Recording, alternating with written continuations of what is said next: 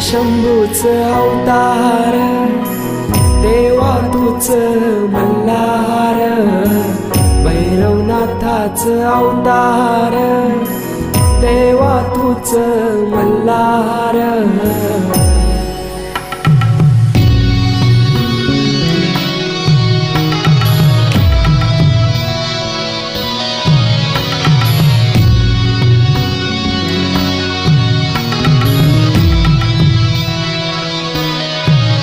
ठेवून बाणाई पहिल्या पायरीला, घेऊन माल साधवी संगतीला, वध करूनी मनी मल्ला